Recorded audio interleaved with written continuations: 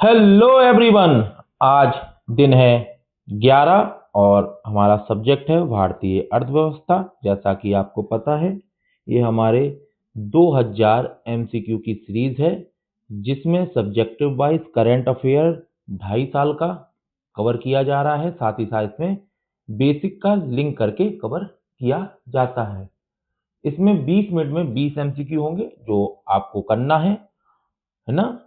आपके सामने क्वेश्चन है स्क्रीन पे, बताइए इसका आंसर। पहला कथन है, दूसरा, ये तीसरा, बताइए इसका आंसर। देखिए, पहले मैंने आपको 3 चीजें बताई हैं, एक बार इस क्लास में भी बता देता हूं, मैं हर क्लास में बताता हूं कि पहले हमें देखना है कि हमसे क्या पूछ रहा है, गलत पूछ रहा है या सही पूछ रहा है ना। फिर हमें देखना है 100% सत्यता है कि नहीं है, हमारा पढ़ा हुआ है तो हम देख लेंगे कि 100% सही है या नहीं। फिर हमें देखना है शब्द, कम, लगातार, पूर्णतः, है ना। इस तरीके के जो शब्द होते हैं, केवल, सभी, ये शब्द यूपीएससी आपको गुमराह करने के लिए देता है, जिससे आपका पढ़ा हुआ भी गलत हो जाए। चलिए बताइए, इसका आंसर आपकी स्क्रीन पर है जो क्वेश्चन। मैं आंसर बताता चलूंगा कौन सी चीज गलत है कौन सी नहीं, क्योंकि यहाँ 20 मिनट का समय है तो इस चीज का हमें ध्यान रखना पड़ेगा। केंद्रीय बजट 2026-27 के संदर्भ में लिखें, सरकार ने वित्त वर्ष 2026-27 के लिए राजकोषीय घाटे का लक्ष्य सकल घरेलू उत्पाद का, देखिए इस तरीके से फैक्चुअल इंफॉर्मेशन पूछी जाती है, 5 स्टार लगाइएगा इस क्वेश्चन को। केंद्र सरकार का लक्ष्य मार्च 2031 तक अपनी कुल देनदारियों को सकल घरेलू उत्पाद के 50% तक कम करना है। बजट में पूंजीगत व्यय के लिए 12.2 लाख करोड़ रुपए आवंटित किए गए। बताइए, ये देखिए फैक्चुअल इन्फॉर्मेशन यूपीएससी इस तरीके से बजट से पूछता है, तो इसलिए मैंने आपसे कहा कि इंपॉर्टेंट भी है, और इसका जो आंसर है वो आपका डी है, तीनों ही सत्य है। बाकी आप पढ़ लीजिएगा अच्छे से, है ना। चलिए, क्वेश्चन नंबर दूसरा आपकी स्क्रीन पे, बताइए इसका आंसर। पहला कथन, दूसरा कथन और तीसरा कथन पहले देखना है कि हमें, यहाँ देखिए मैं आपको अभ्यास कर रहा हूँ, इस क्लास में मैं आपको समझाता नहीं हूँ। ये आपकी कौन सी क्लास है? प्रैक्टिस क्लास है। और प्रैक्टिस में क्या होता है कि कहाँ गलतियां कर सकते हैं उनको बताना, क्या क्या चीजें होती हैं जिससे आपका क्वेश्चन ठीक हो सकता है, और आपने जो पढ़ा है वो आप कितना यहाँ पर अप्लाई कर पा रहे हो, ये चीज होता है प्रैक्टिस में, है ना। चलिए बताइए इसका आंसर। चलिए पढ़ते हैं इसको। अनुसूचित वाणिज्यिक बैंकों की सकल गैर निष्पादित संपत्ति सितंबर 2025 तक गिरकर 2.2 के बहु-दशक के निचले स्तर पर आ गई है। सूक्ष्म और लघु उद्यमों को बैंक ऋण में 2 अंकों की वृद्धि देखी गई है। देखिए, बैंकिंग क्षेत्र का पूंजी से जोखिम भारित संपत्ति अनुपात, ये देखिए मैंने अपने करंट अफेयर क्लास में बहुत अच्छे से पढ़ा था, नियामक मापदंडों से काफी ऊपर बना हुआ है। इसका आंसर है डी। अगर आपको पढ़ने में थोड़ा समय लग रहा है तो आप क्लास को थोड़ा सा होल्ड किया कीजिए। होल्ड करके पहले आपने जो पढ़ाई की है, आप यूपीएससी का प्री देने जा रहे हैं, तो उम्मीद करता हूँ पढ़ाई आपने बहुत अच्छे से की होगी, ये प्रैक्टिस है। तो आप उसको होल्ड करके थोड़ा सा वेट करके क्वेश्चन को किया कीजिए कि आपने पढ़ा है, आप सही कर रहे हैं, कहाँ आपसे गलती हो रही है, फिर इसको देखा करिए, क्योंकि हमें तो 20 मिनट में 20 एमसीक्यू लेना है ना। चलिए बताइए इसका आंसर। यह सेंट्रल बैंक डिजिटल करेंसी या ई रुपए के संबंध में, देखिए इस बार मिक्सर करके देखा, इसको भी 5 स्टार लगाइए। जो मैं 5 स्टार लगा रहा हूँ उस क्वेश्चन को थोड़ा ध्यान से। यह एक डिजिटल टोकन है जो कानूनी निविदा के रूप में कार्य करता है और इसे भौतिक नकदी के साथ में बदल जा सकता है। भारत ने 2026 के ब्रिक्स शिखर सम्मेलन में ब्रिक्स देशों की सेंट्रल बैंक डिजिटल करेंसी को जोड़ने का प्रस्ताव रखा है। ये दोनों ही बात सत्य है। सीबीडीसी को केवल उन व्यक्तियों द्वारा उपयोग किया जा सकता है जिनके पास वाणिज्यिक बैंकों में सक्रिय बचत खाता है। देखिए इसी तरीके से यूपीएससी लाइन डाल देगा, ये बात गलत है, सभी उपयोग कर सकते हैं। ये रहा इसका आंसर, देख लीजिएगा आपके साथ, इसलिए मैं आपको व्याख्या भी बहुत डेप्थ में देता हूं जिससे आपको कोई समस्या ना हो। बताइए, विदेश व्यापार नीति 2023 में हाल के संशोधनों जनवरी 2025 के संदर्भ में कदमों पर विचार कीजिए। बताइए, पहले तो आपको यहाँ देखना है, ठीक है। इसका आंसर क्या हो सकता है? नीति संशोधन से पहले अब हितधारकों को साथ अनिवार्य परामर्श का प्रावधान किया गया है। बात सत्य है। सरकार को नीतिगत सुझाव को स्वीकार और अस्वीकार करने के लिए स्पष्ट कारण प्रदान करने होंगे। ये बात भी सत्य है।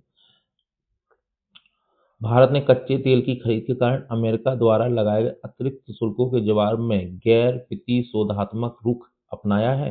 नहीं नहीं नहीं नहीं नहीं, बात तो सही है। गैर प्रतिशोधात्मक नहीं, हाँ अपनाया है।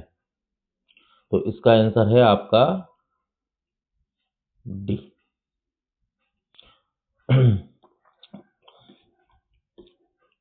चलिए क्वेश्चन नंबर 5 आपकी स्क्रीन पर, बताइए इसका आंसर। भारतीय अर्थव्यवस्था में इन्फ्लेशन के रुझानों के संदर्भ में निम्नलिखित कथनों पर विचार कीजिए। 5 स्टार क्वेश्चन है, बताइए। वर्ष 2024-25 के दौरान हेडलाइन इन्फ्लेशन के मुख्य रूप से खाद्य कीमतों में गिरावट के कारण महत्वपूर्ण कमी देखी गई है। कोर इन्फ्लेशन स्थिर बनी हुई है, जो अंतर्निहित मांग की स्थिति। देखिए बहुत से बच्चे यूपीएससी की जो तैयारी कर रहे हैं कोर इन्फ्लेशन और हेडलाइन इन्फ्लेशन बहुत अच्छे से जानते नहीं इसका तो यूपीएससी को अब इस तरीके से क्वेश्चन बनाने की ज्यादा ही आशंका है, इसलिए इस तरीके से मैंने क्वेश्चन को बनाया है। आरबीआई ने वित्त वर्ष 2025-26 के लिए कंज्यूमर प्राइस इंडेक्स का अनुमान 4.2 लगाया है। देखिए कंज्यूमर प्राइस इंडेक्स को मैंने कितना अपनी करंट अफेयर में पढ़ा है, बताइए इसका आंसर। ये तीनों ही क्या सही पूछा है ना, तीनों ही सत्य है। चलिए चलते हैं अपने नेक्स्ट क्वेश्चन पर, बताइए इसका आंसर। देखिए 20 मिनट की क्लास में अगर 1-2 मिनट ऊपर भी हो जाए तो ये मत देखा करिए आप लोग क्लास में, क्योंकि थोड़ा सा तो समय लग सकता है, क्योंकि क्वेश्चन अगर थोड़े बड़े हैं। हाल ही में चर्चा में रहे SME growth fund TReDS portal के संदर्भ में निम्नलिखित कथनों पर विचार कीजिए। बजट 2026 में माइक्रो स्मॉल मीडियम इंटरप्राइजेस के लिए 10,000 करोड़ रुपए का एसएमई ग्रोथ फंड पेश किया गया। बिल्कुल याद रखना, इसको भी मैं 5 स्टार क्वेश्चन कर रहा हूँ, ठीक है। सभी केंद्रीय सार्वजनिक क्षेत्र के उद्यमों के लिए ट्रेड्स प्लेटफॉर्म का उपयोग करना अनिवार्य कर दिया गया है। ट्रेड्स प्लेटफॉर्म का मुख्य उद्देश्य माइक्रो स्मॉल मीडियम एंटरप्राइजेस की इक्विटी वित्त पोषण की सुविधा प्रदान करना है। देखिए ये क्वेश्चन 5 स्टार क्यों लगा है, देखिए अनिवार्य, सभी, ग्रोथ फंड, ये तो क्वेश्चन आना ही दिखेगा ही दिखेगा आपको, इसलिए मैं कह रहा हूँ इसको 5 स्टार में रखिएगा। क्वेश्चन नंबर 7 आपकी स्क्रीन पर, बताइए इसका आंसर। भारत के भुगतान संतुलन के संबंध में तो सही पूछा है हमसे। वित्त वर्ष 2025-26 के लिए पहली तिमाही में भारत का चालू खाता घाटा जीडीपी के 0.2% तक कम हो गया है। 5 स्टार लगा रहा हूँ। भारत दुनिया में रेमिटेंसेंस प्राप्त करने वाला सबसे बड़ा देश बना हुआ है।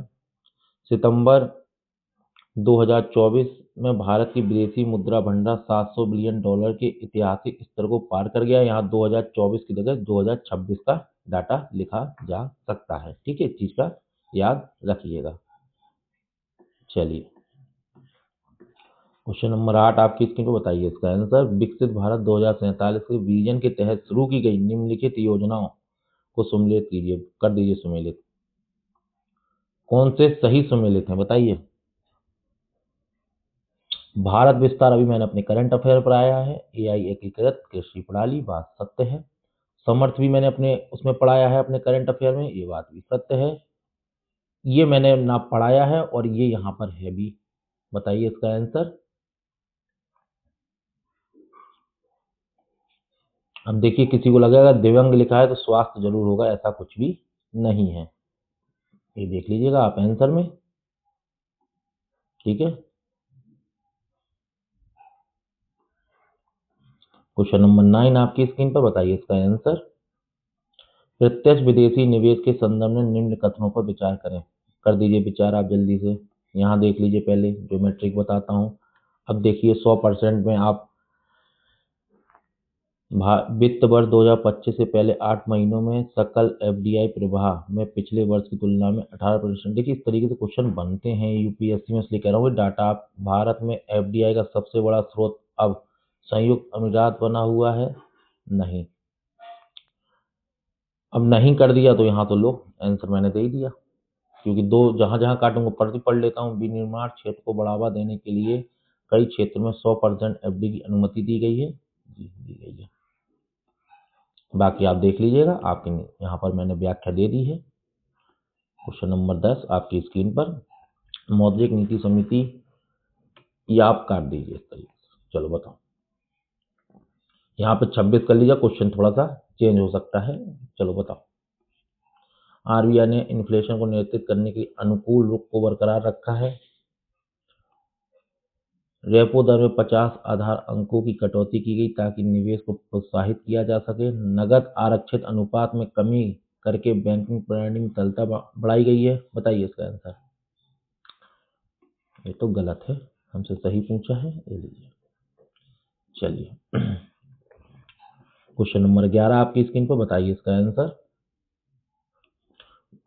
बुनियादी ढांचा क्षेत्र के विकास के संदर्भ में निम्नलिखित कथनों पर विचार कीजिए। कर दीजिए आप लोग विचार, पूछा है हमसे सही।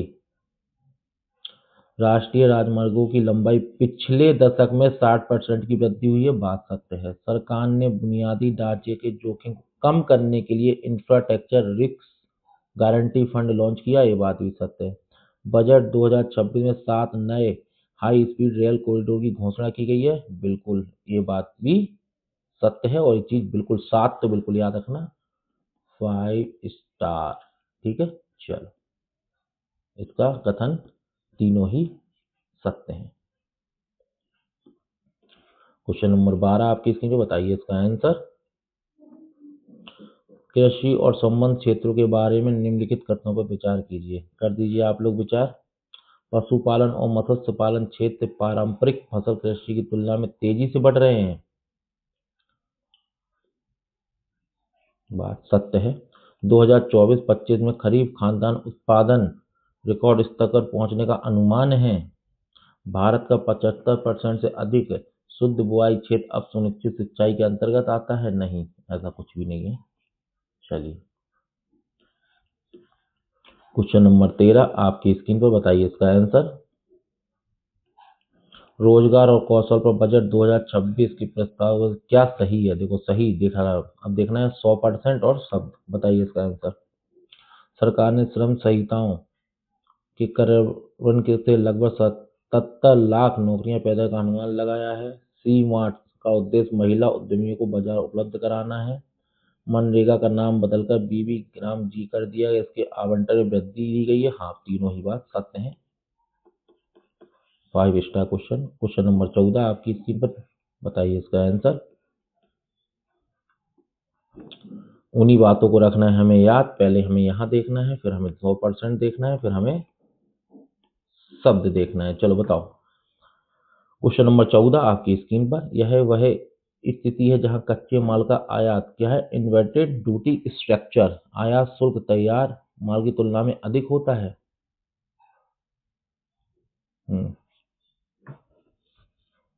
बात सत्य है। बजट 2025-26 और 2026-27 में इस विसंगति को दूर करने के लिए सीमा शुल्क में कटौती का प्रस्ताव है, बात सत्य है भी। यह संरचना घरेलू विनिर्माण को, मेक इन इंडिया को प्रोत्साहित करती है।